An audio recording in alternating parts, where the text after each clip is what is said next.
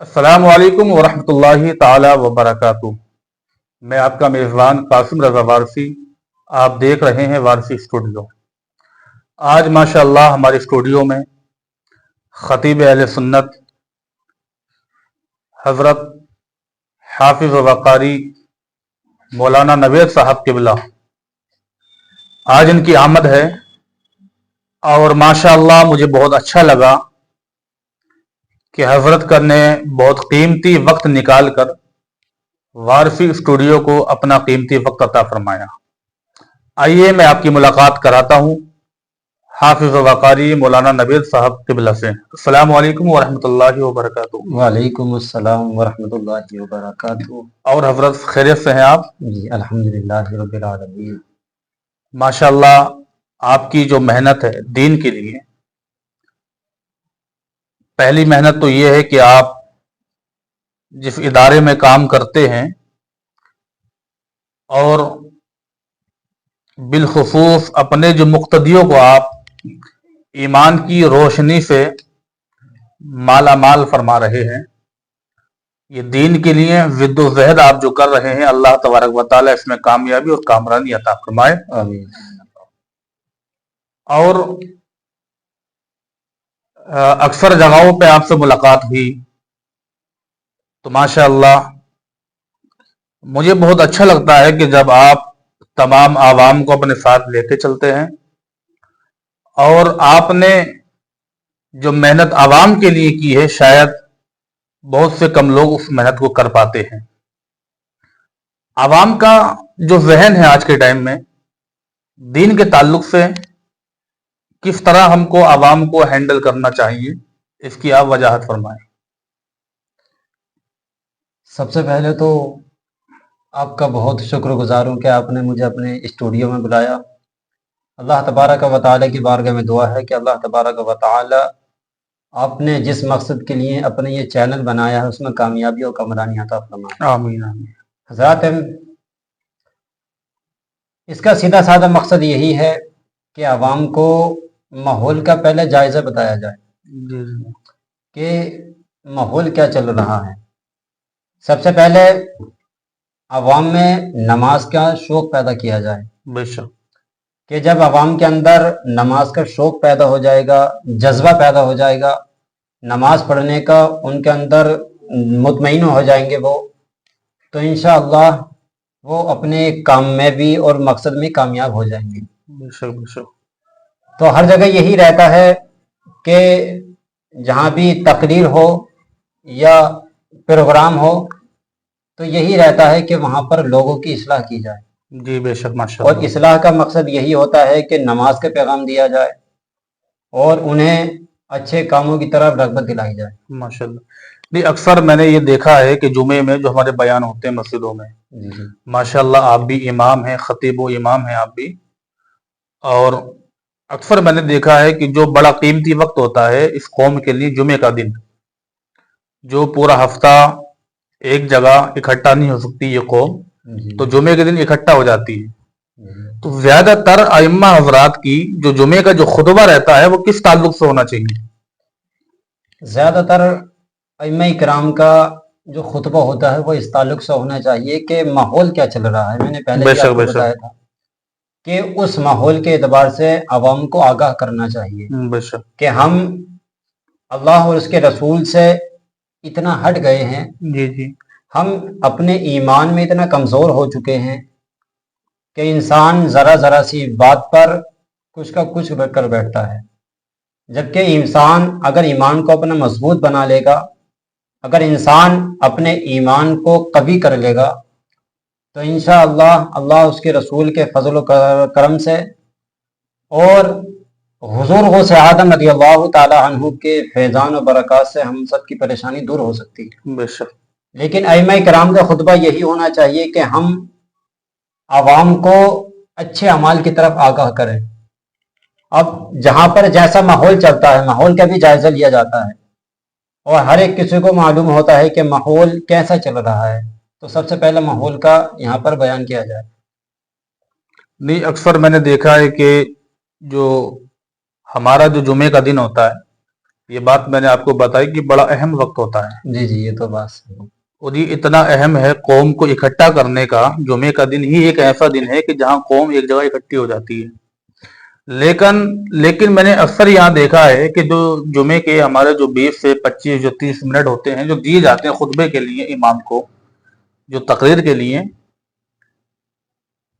ان میں جو اہم بات ہونا چاہیے، ماشاءاللہ آپ نے بہت اچھی بات کی کہ دور حاضر میں جو ہے بات ہونی چاہیے۔ جیسے ابھی نئے نئے فتنے ایجاد ہو رہے ہیں، جی جیسے کہ ڈاکٹر ذاکر نائک وغیرہ یہ ہو گئے، اس طرح کے جو فتنے ہیں ان سے بھی آگاہ کیا جائے۔ جی، اور آپ کی جو بات تھی کہ سب سے پہلے دور حاضر پہ بولا جائے، لیکن جو اکثریت جو دیکھنے ملتی ہے زیادہ تر، وہ دور حاضر کی اگر امام یا مقرر اگر اپنی زبان سے دور حاضر پہ اگر بولتا رہے تو انشاءاللہ عوام اس پر قائم رہتی ہے، کیونکہ عوام کا جو لیڈر ہے وہ امام ہے۔ بڑے بڑے سائنسداں ہو گئے، لیڈر ہو گئے، جو قوم کے لیڈر ہیں، نیتا ہو گئے، ان کی بات ایک مرتبہ یہ نبی کے غلام ٹھکرا سکتے ہیں لیکن امام کی بات نہیں ٹھکرا سکتے۔ تو کیسی ایسی کوئی ایک حدیث پیش کیجیے آپ جو دور حاضر پر جو قائم ہو، اور آج کے ماحول کو دیکھتے ہوئے، جو آج کے ماحول بہت بگڑے ہوئے ہیں، اور خاص کر کے ایک ماحول تو بہت زیادہ بگڑ چکا ہے، جیسے کہ آج کے ٹائم میں جو ہماری بیٹیاں ہیں، جو ہماری بہنیں ہیں، آج کے وقت میں یہ غیروں کی گودیوں میں جا کے بیٹھ رہی ہیں۔ اس کی کیا وجہ ہے؟ جو غیروں سے افیئر چل رہا ہے آج کے وقت میں، جو ہمیں سب سے زیادہ، چاہے مسجد ہو یا ممبر ہو یا میدان ہو، کہیں بھی پروگرام ہو، جلسہ ہو، آج کے ٹائم میں جو میرا یہ ماننا ہے کہ زیادہ تر قوم کی ہدایت ہونی چاہیے۔ ماشاءاللہ آپ نے کافی اچھا سوال کیا۔ اس کا یہی ہونا چاہیے کہ اللہ کے رسول صلی اللہ تعالیٰ علیہ وسلم ارشاد فرماتے ہیں کلکم راع وکلکم مسئول عن رعیتہ، بے شک، کہ تم میں سے ہر ایک محافظ ہے اور ہر ایک سے پوچھا جائے گا اس کی رعایت کے بارے میں۔ اب ہر ایک محافظ ہے تو اس کا مطلب یہی ہے کہ اگر کوئی گھر ہے تو اس گھر کے اندر سب سے بڑا جو ہے، جیسے کہ والدین ہیں، زندہ ہیں، تو ان سے ان کی اولاد کے متعلق پوچھا جائے گا بے شک، کہ آپ نے اپنی اولاد کی پرورش کس طریقے سے کی، اور اپنی اولاد کو دین کی تعلیم سکھائی تھی یا نہیں سکھائی تھی۔ اللہ کے رسول خود ارشاد فرماتے ہیں کہ تم میں سے ہر ایک محافظ ہے، بے شک، اور محافظ کا مطلب یہی ہوتا ہے کہ جو گھر کا بڑا لیڈر ہو جی، تو اس سے جو اس کے نیچے ہیں ان سب کے متعلق اس سے پوچھا جائے گا۔ بے شک، تو اس لیے عوام کو یہی چاہیے کہ سب سے پہلے اپنے گھر والوں کی اصلاح کرے خود۔ بے شک، اصلاح کرنے کا مقصد یہی ہے کہ اللہ کے رسول فرماتے ہیں کہ جب تمہاری اولاد 7 سال کی ہو جائے تو اس کو نماز پڑھنے کا حکم دیا جائے، بے شک، اور جب 10 سال کی ہو جائے تو اس کو نماز پڑھنے کے لیے مارا جائے۔ بے شک، لیکن جب گھر کا بڑا ہی نماز نہیں پڑھے گا تو یاد رکھیے گا کہ ہماری اولاد جو ہوتی ہے وہ بڑوں سے سبق حاصل کرتی ہے۔ بے شک، اگر گھر کے بڑے جس راستے پر چلتے ہیں تو اولاد بھی اسی راستے پر بڑوں کو دیکھ کر چلنا سیکھتی ہے۔ بے شک، اگر انسان خود نمازی ہوگا، اپنے گھر والوں کو نماز پڑھنے کا حکم دے گا، تو یقیناً ہمارا جو ماحول چل رہا ہے یہ بہت سدھر جائے گا۔ بے شک، خاص کر ہماری جو بہن بیٹیاں ہیں جو مرتد ہو گئی ہیں، وہ ہو رہی ہیں، تو ان گھر والوں سے یہی التجا ہے کہ آپ اپنے گھر کی بیٹیوں کی ذمہ داری لیں کہ ہماری بیٹی کہاں جا رہی ہیں اور کس وقت آ رہی ہیں، اور ان کی پڑھائی ہمیں کیا کرانی چاہیے اور کیا کرا رہے ہیں۔ حالانکہ اللہ کے رسول فرماتے ہیں کہ جب لڑکی 9 سال کی ہو جائے تو اس پر پردہ فرض ہو جاتا ہے، بے شک، پردہ ضروری ہو جاتا ہے۔ بے شک، لیکن آج کل کا ماحول یہ ہو چکا ہے کہ انسان خود سننے تیار نہیں ہے بے شک، بے شک، اور نہ ہی اس پر عمل کر پاتا ہے، لیکن آخری وقت یہ آتا ہے کہ ہم اپنی اولاد کو بالکل آزاد چھوڑ دیتے ہیں۔ جی، تو پھر اس کا مطلب یہ ہوتا ہے کہ وہ لڑکی، وہ ہماری بہن بیٹی اپنے والدین کے نام کو خاک میں ملا دیتی ہے۔ اللہ، تو یہ ہونا یہ چاہیے کہ ہم سب سے پہلے اپنے گھر کی اصلاح کریں، بے شک، اور گھر کی اصلاح یہی ہوگی کہ خود بھی نمازوں کا اہتمام کریں اور خاص کر کے اپنی بہن بیٹیوں کو پردہ ضرور کرائیں، بے شک اور ہر ایک بات کا خیال رکھنا بہت ضروری ہے، کیونکہ اللہ کے رسول کی حدیث ہی ہے کہ ہر ایک سے قیامت کے دن پوچھا جائے گا۔ بے شک پہنچا جائے گا، اور ایک عورت کی وجہ سے 4 مردوں کو بھی جہنم میں ڈالا جائے گا۔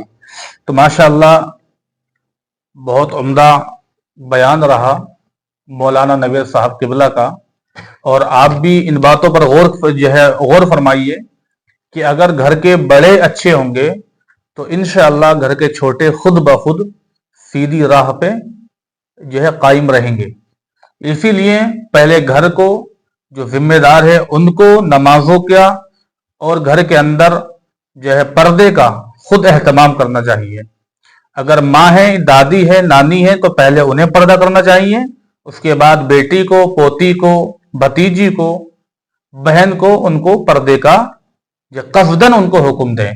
اور اگر مرد حضرات ہیں تو پہلے خود نماز قائم کریں، شریعت کے پابند رہیں۔ جب آپ شریعت کے گھر کے اندر بڑے پابند ہو جائیں گے تو انشاءاللہ چھوٹے خود بخود آپ کی نقل کرنے لگیں گے اور وہ بھی شریعت کے پابند ہو جائیں گے۔ ماشاءاللہ بہت عمدہ بیان ہو رہا ہے۔